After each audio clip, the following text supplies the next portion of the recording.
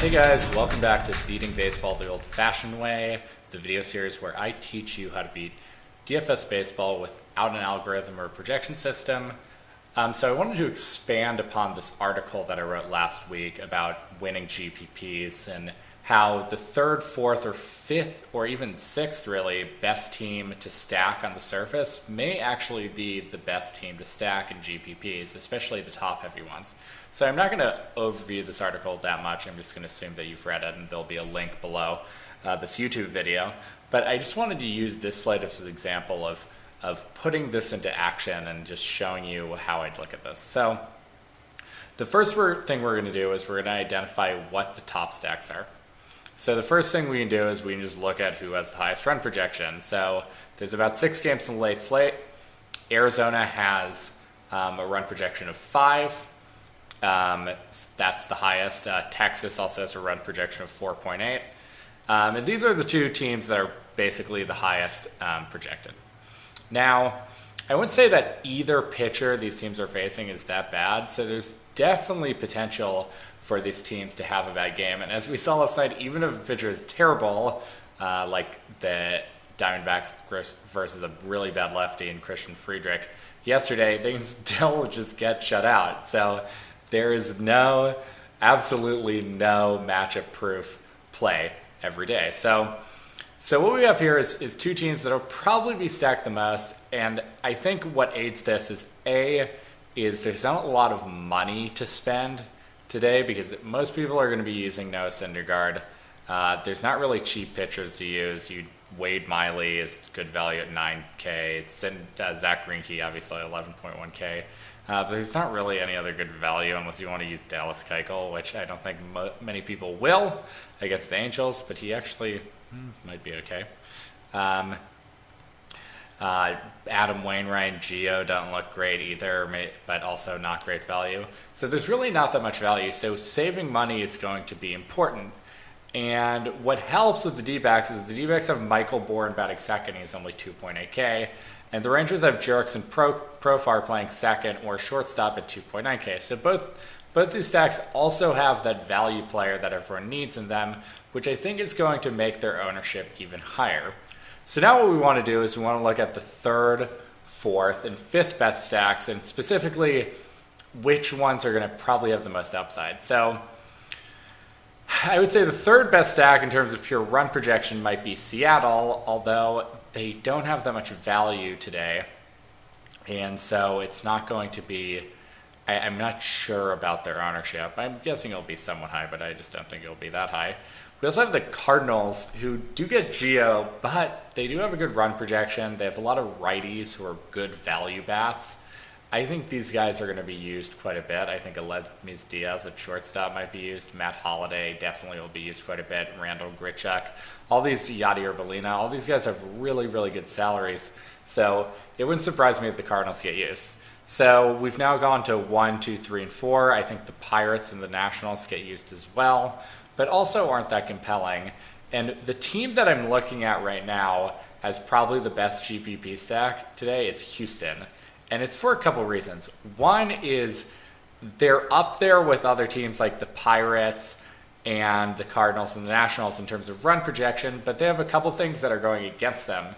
One is that the prices of their players are still pretty high, and so unless you want to play Colin Moran or Tony Kemp at the bottom of the order to save money, it's going to be tough to use these guys and still have salary left over.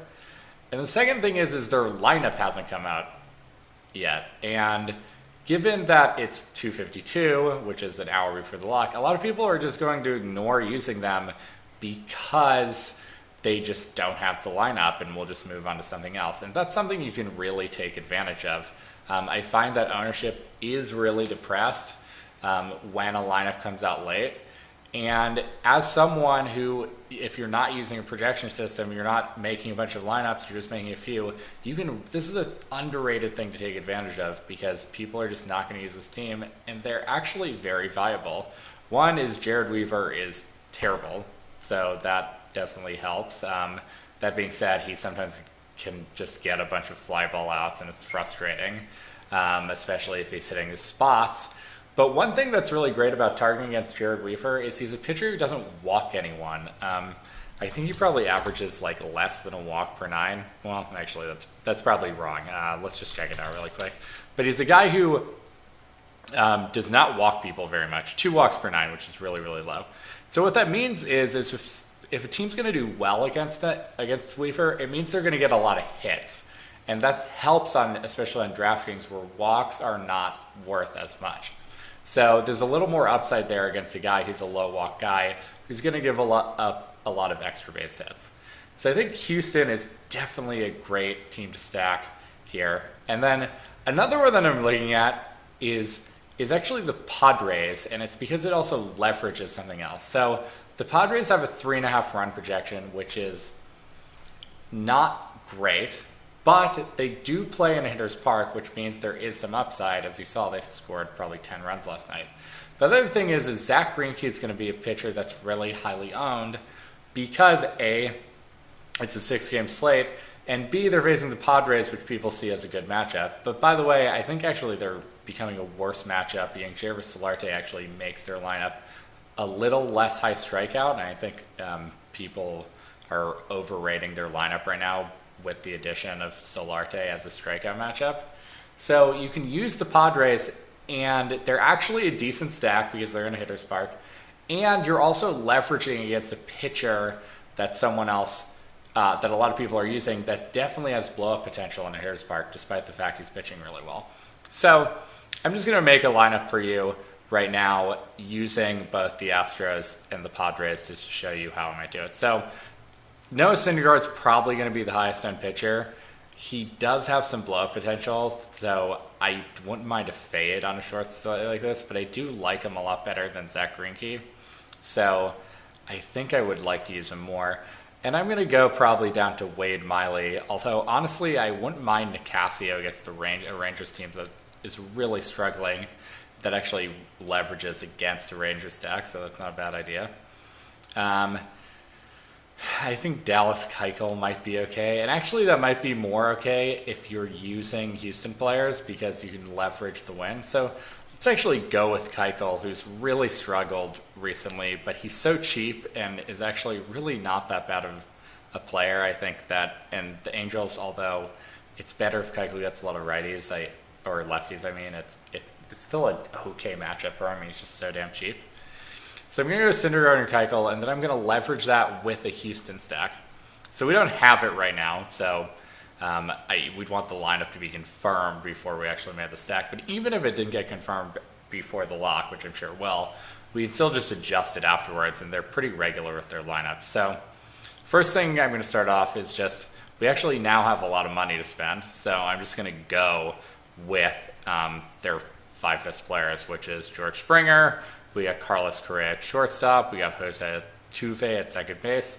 And all these are great matchups. All of these guys have power and can steal bases, which is great against Jared Weaver, who A, just gives up a lot of home runs, and B, allows a lot of stolen bases. A couple other guys we can use. I'm going to use... I really actually think this is underrated. A lot of people don't use the catcher in a stack, especially if they're down in order. But Jason Castro is actually a really good hitter. And I think he's a decent play at catcher here. And it's great to use, especially on short slates, to use the catcher in a stack because catcher is a position that isn't very strong from night to night. So if you use the catcher in the stack, it's going to beef up that catcher position and make sure that you're not getting a bad score out of there. And then lastly, I mean, this is really, I'm just doing this way on the fly, but Colby Rasmus is a great hitter. Let's hope he's in the lineup, but I can always adjust this to Gaddis if he's not. So then we have about 3,600 to choose some other players. So let's just go down the list. So one guy who seems pretty decent is John Jaso. Obviously, he's against Yu Darvish, which is not great, but he is a lefty at a really, really good hitter's park, so I really don't mind using him. CJ Cron, if we weren't using Dallas Keuchel, I would like quite a bit. Yeah, not a lot of options today. Mitch Moreland actually is quite interesting. he's a decent play against Nicasio. He's a big splits guy. Albert Pujols, Bruce, and Keuchel. And this just goes to show that I don't think Keuchel's going to be very highly used because there's not many first basemen to go with. And we can obviously use Goldschmidt, but I think that handcuffs us a lot. And one thing is we're trying to do a Diamondbacks fade here, so I don't want to use Diamondbacks if we can avoid it. If I can avoid all of them, it's going to help a lot. So I'm going to go with Jaso, just because of the park there. At third base, another tough decision. Again, don't really want to use any Arizona players. Matt Carpenter is interesting. David Freese is interesting. Brandon Drury is interesting. Again, not a lot of options, and this just goes to show, I think we're going to see a lot of people on Diamondbacks here because on first, where there's not a lot of options, and third, there's not a lot of options. It's just not really great. But maybe I'll use some David Freese here just because he has some correlation with Jaso. And then actually I can probably just round it off with, except Gregory Blanco is a little too pricey here. Well, I don't want to use Cespedes. Oh, McCutcheon is extremely cheap.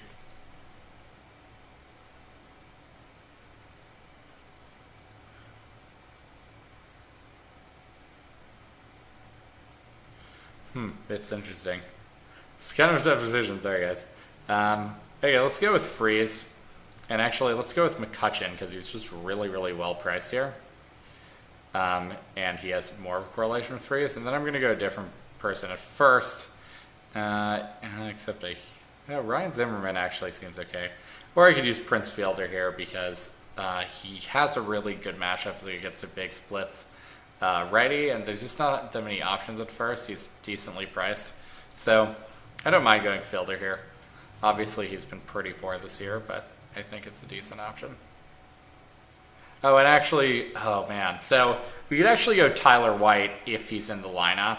And then I could actually go do something different with here, like instead of using Colby Rasmus, I can use someone like a Seth Smith maybe, or a Nori Aoki. These could be interesting plays given Seattle's lineup. So this is just a stack we could do with Houston. I think that it's actually a superior tournament stack because of how many people are going to probably be using Arizona and Texas players, and that the Astros lineup has to come out. And so the other thing I'm going to show you is just how we can use a Padres leverage. So again, we're not going to use Greinke because we're fading him and we're basically leveraging off the people who are going to use him. And again, we can just go with Miley, or we can go with Miley here because we're going to have some cheap hitters here because DraftKings salary algorithm is matchup based. So Derek Norris, again, I really do like using catcher in these things. John Jay, always at the top of the order. Yang Jervis Solarte seems fantastic. Matt Camp obviously is great. One of their best hitters. And then we got one more to fill it out. I really like this guy, Brett Wallace, actually. And again, we need to confirm that the lineup is here, but he's actually a pretty damn good hitter. So now we have a lot of money to spend. And what we can actually do now is, actually, I'm not going to use Brett Wallace because what I'm going to do is just go with Goldschmidt. And I'm going to take in something else here. Maybe just add an outfielder like Melvin Upton. So then we just have a little more left. We can go with Gene Segura, which has great correlation with Goldschmidt. And then we can go with, someone like Jerks and Profar, just take a really chalk play at shortstop, and we don't have to worry about it. We really don't have to worry about the chalk plays here because we're using a stack that's going to be really, really, really low owned. And that's something you want to keep in mind as well because how you stack and what team you stack will sort of dictate which other players you can use. Use a Houston stack, which is going to definitely have some ownership. We can't just go with Arizona players, even though we want to make the line up with the best point projection because we're not differentiating ourselves enough from other teams. However, if we go something like San Diego, we can just go chalk basically the rest of the way because really this is going to be a team that no one is really going to have. And I do think they actually have some big game potential here at the Diamondbacks Park. So that's just a couple of examples on a short slate of how to implement my article about winning GPPs and using stacks that people aren't going to use. So try it out. Tell me what you think. If you have any questions about this video, tweet me at MaxJSteinberg. As always, good luck in your tournaments. If you like this video, please subscribe. Use the subscribe button, and I will see you guys soon.